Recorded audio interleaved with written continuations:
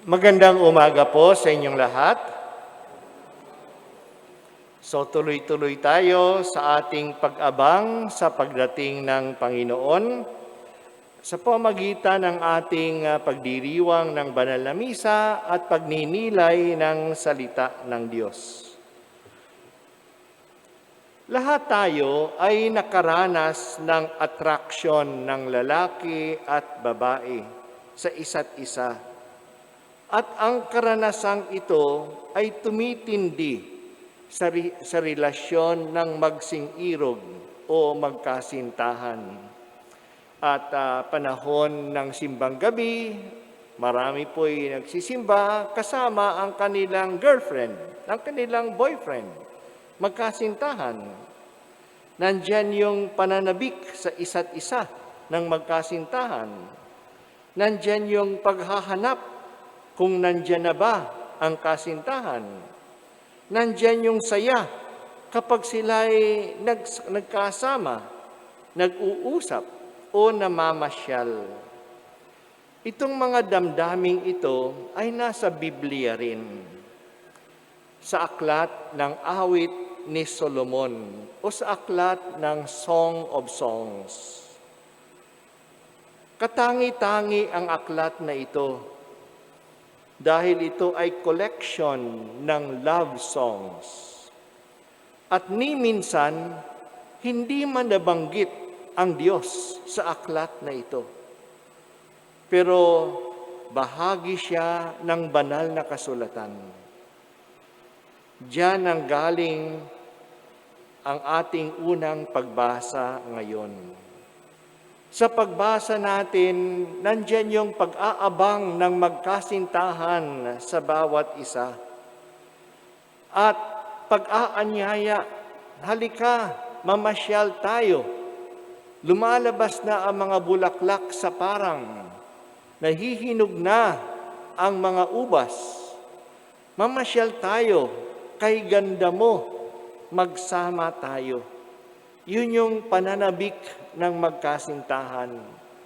Naging bahagi ito ng salita ng Diyos. Kasi kung nasaan ang pag-ibig, nandun din ang Diyos. Kaya sa pag-iibigan ng lalaki at babae, nandyan din ang Panginoong Diyos. At ang pagsasama ng lalaki at babae, lalong-lalo na sa kasal, dito po natin matatagpuan din ang pag-ibig ng Diyos sa Kaniyang bayan. Kaya itong aklat ng Song of Songs ay paborito po ito ng mga mystics in order to describe our relationship with God. That kind of longing for God to come. At itong pananabik at ang saya ng magkasintahan sa kanilang pagtatagpo at pamamasyal. Yan din po yung ipinakita sa atin sa pagtatagpo ni Maria at ni Elizabeth sa ating Ebanghelyo. Full of excitement, full of joy. Nung mabalitaan ni Maria na ang kanyang pinsang si Elizabeth ay 6 na buwan ng buntis. Nang sinabi ng Anghel Gabriel sa kanya, agad-agad, immediately, he left for the hill countries of Judea in order to visit her cousin. Tuwang-tuwa siya at pinuntahan niya. At ang resulta ng kanyang pagbisita ay tuwa din, joy, saya. Kaya sinabi ni Elizabeth na ang bata sa aking tiyan ay tumalon sa galak sa iyong pagdating. Binalita ng bata sa tiyan ni Elizabeth ang pagdating ng Mesiyas sa kanyang ina. Kaya ginampanan na ni Juan Bautista ang kanyang tungkulin na ibalita ang pagdating ng Mesiyas na noon ay dala-dala din ni Maria sa kanyang tiyan, puno ng kagalakan. At si Maria naman, nung nagtagpo yung dalawa, inawit niya yung kanyang awit ng saya, yung Magnificat, na pinupuri niya ang Diyos at pinasasalamatan sa dakilang bagay na ibinigay sa Kanya. Ngayon pong simbang gabi, yan din po yung nararanasan natin. Inaabangan natin at kahit na gumigising tayo ng madaling araw, ginagawa natin to ng buong saya. Ang atmosphere ay atmosphere of joyful expectation, atmosphere of joy. Kaya walang pumipilit sa atin magsisimbang gabi. Sa loob yon ang ating nararanasan sa pagsalubong sa Panginoon. Sana po itong excitement natin sa pagsisimbang gabi, yung excitement natin sa pagdating ng Pasko, yan din po yung excitement natin sa muling pagdating ng Panginoon. Tandaan natin, ang Pasko ay anino lamang ng tunay na pagdating ng Panginoon sa wakas ng panahon. At yan ay dapat masaya, sapagkat dadating na ang perfection of salvation. Sinimulan na ni Jesus ang pagliligtas sa atin, ngunit magiging ganap, magiging perfect, magiging buo ang kaligtasan niyan sa kanyang muling pagdating. Kaya yung mga kasayahan ng Pasko ay very faint shadows of the real joy that the Lord will bring us. Sana po excited din tayo dyan. Araw-araw po akong nagsisimbang gabi rin sa iba't ibang simbahan at ngayong araw nakatoka ako sa inyo at ang dinidevelop ko pong theme na siya din yung sinuggest ng CBCP ay balikan uli yung pastoral priorities ng ating simbahan sa paghahanda natin ng 500th anniversary next year, 2021. At ito pong pastoral priorities na ito ay tinalakay natin mula noong 2013. Araw-araw mayroon tayong pinagdiriwang Year of Faith, Year of the Laity, Year of the Poor, Year of the Family, no? At kahapon naman Year of the BEC. At ngayon po, ang pag-uusapan natin ay iyong paksa noong 2017. Year of the priests and the religious. Bahagi po sila ng ating simbahan. At kung gusto natin magkaroon ng renewal ang simbahan, kailangan ma-renew din ang ating mga kaparian at ang ating mga kamadrehan. So, yan po yung papaksain natin. At yan po'y kaugnay din sa ating pagbasa. Kasi sabi natin sa unang pagbasa, yung tuwa, yung galak ng magkasintahan na magsama sila. At ganun din dito sa ating ebanghelyo, yung tuwa ni Maria na magdala ng mabuting balita. At ang tuwa ng pagtanggap ni Elizabeth at ng bata sa kanyang tiyan sa pagdating ni Maria. At ang dahilan ay dahil sa pagmamahal, sa pag-ibig sa Diyos at sa kapwa. Ang pagmamahala ng magkasintahan ay ang dahilan din ng buhay ng pari at ng mga consecrated people ng mga madre. Isa pong kapansin-pansin sa ating mga pari at sa ating mga madre sa simbahang Katoliko na sila'y hindi nag-aasawa, na sila'y walang pamilya, sila ay celibate. Kakaiba yan, no, sa ibang mga leaders ng mga ibang mga simbahan. Hindi po sila nag-aasawa, hindi dahil sa hindi sila marunong umibig. Hindi dahil sa takot silang magmahal. Ngunit dahil sa buo na ang pagmamahal nila. at ang buong pag-ibig namin ay ibinigay na namin kay Kristo. Nakatali na kami kay Kristo. Si Kristo ang aming partner sa aming buhay. At dahil sa si Kristo ang partner ng aming buhay, aalagaan namin ang pamilya ni Kristo. At iyan po ay ang simbahan.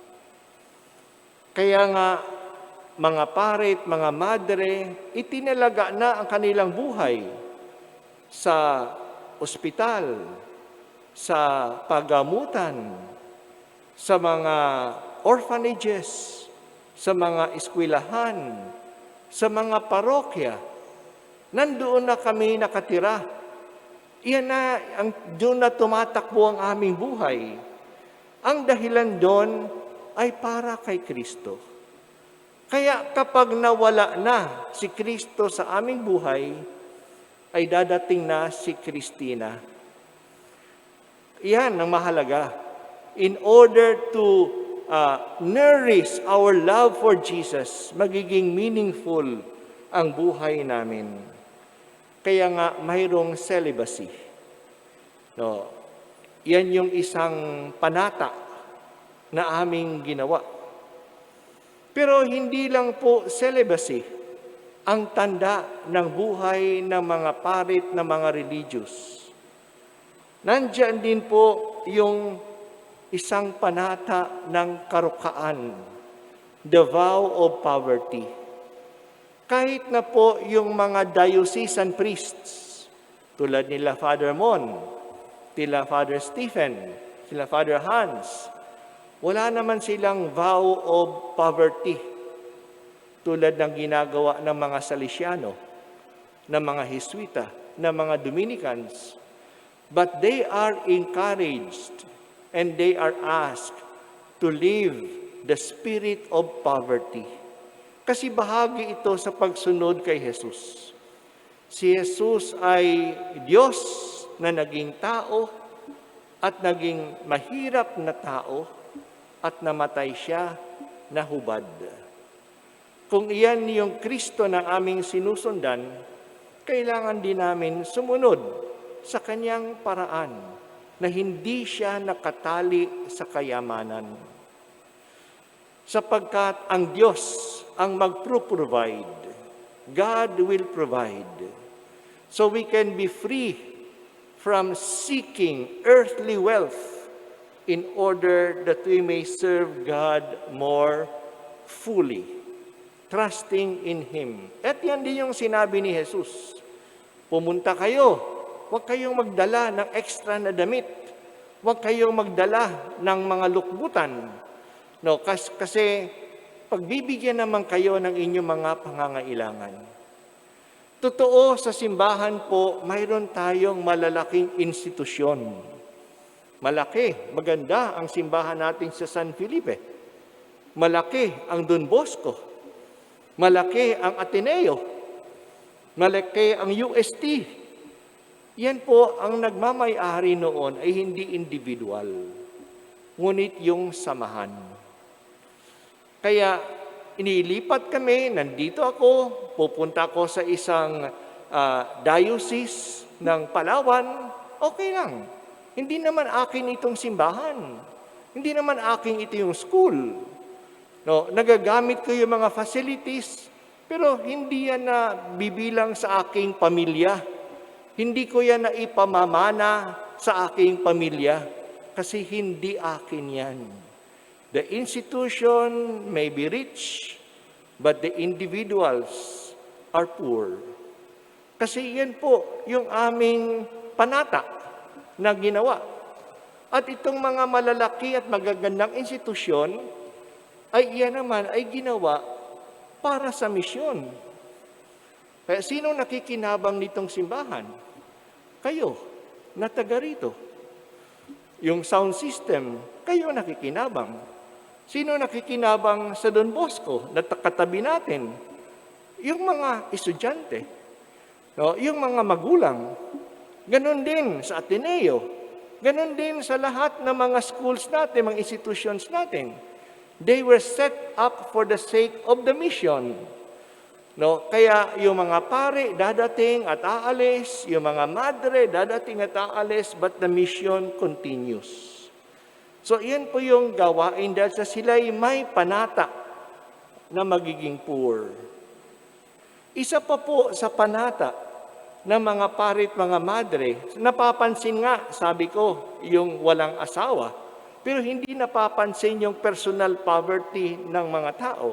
At hindi rin napapansin ng isa pang panata, the vow of obedience, pagtalima sa Diyos. Tulad ni Jesus, si Jesus ay naging tao dahil sa sumunod siya sa kalooban ng Ama. At nung siya'y tao, palagi siya nagdadasal. Dahil sa hinahanap niya ang kalooban ng Ama. At nung sa Getsemani, naging klaro yan, na ang dasal niya, Ama, kung maaari lang, hindi ko iinumin itong kalis ng kahirapan, pero hindi ang kalooban kong masusunod, ang kalooban mo. At iba ang gusto ng Ama kaysa gusto ni Jesus at sumunod si Jesus. That's why He was made perfect by His obedience even up to suffering. No, He obeyed unto death and death on the cross. Yan yung Jesus na hindi lang kaming mga pare, kayo rin, ay sinusundan natin siya. Kaya obedience is also part of our life. At ito'y pinapakita ng mga kaparian, ng mga madre, sa pagsunod kung saan sila ililipat. Very clear yun. Kaya walang kayong permanenteng pari rito. Sa ngayon, ibinigay sa inyo si Father mo na maging parish priest. Pagdating ng araw, iba na naman yung parish priest. At ililipat na naman siya kung saan siya kailangan. Ganun naman ang buhay namin. Ngayon, nandito ako sa Maynila. Noon, nandun ako sa Palawan. Hindi ko alam.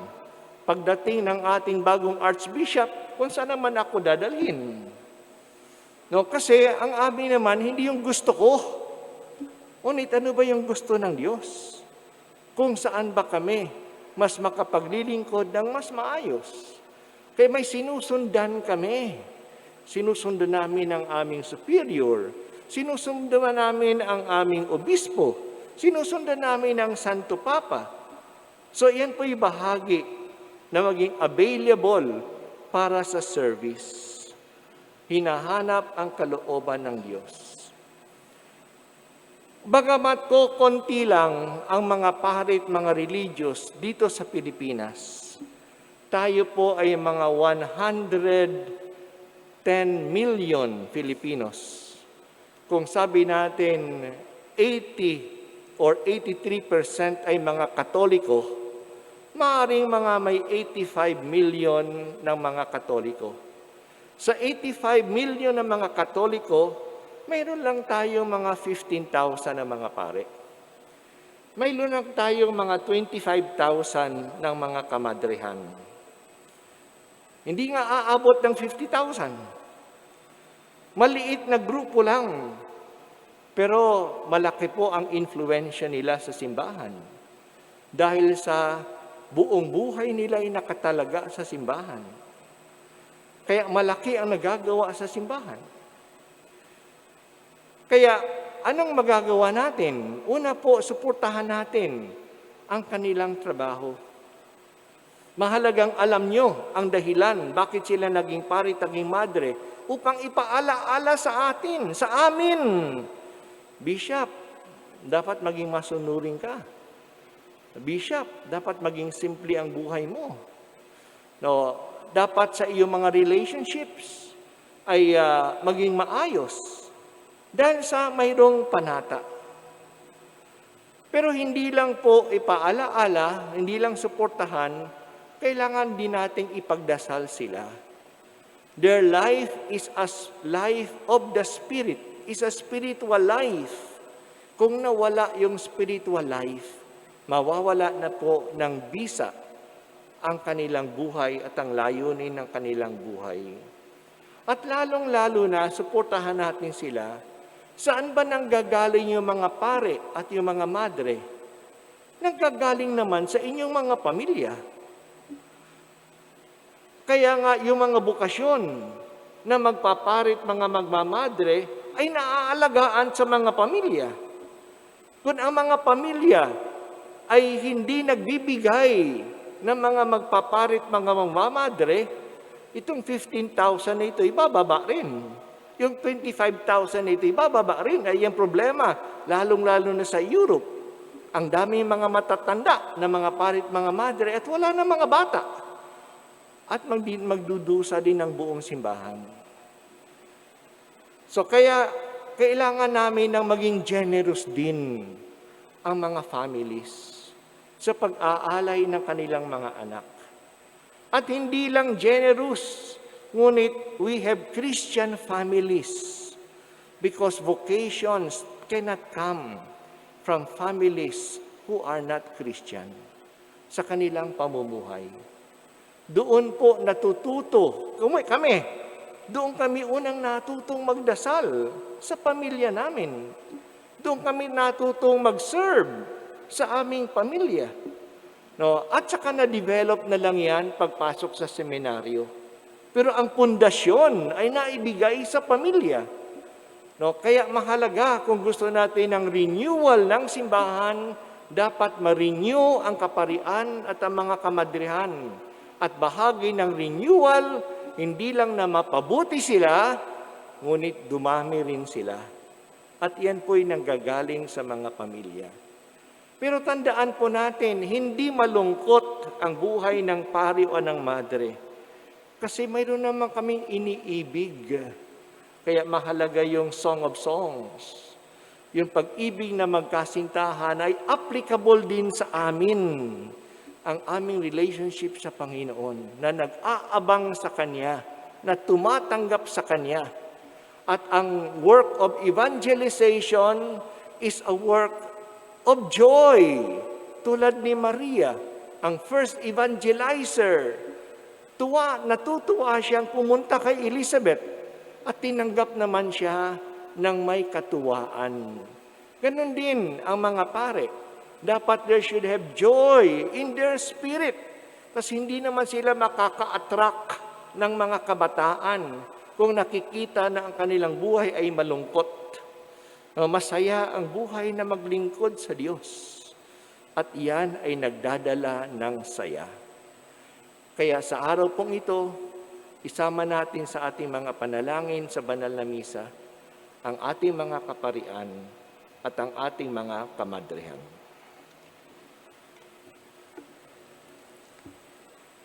Tumayo po ang lahat.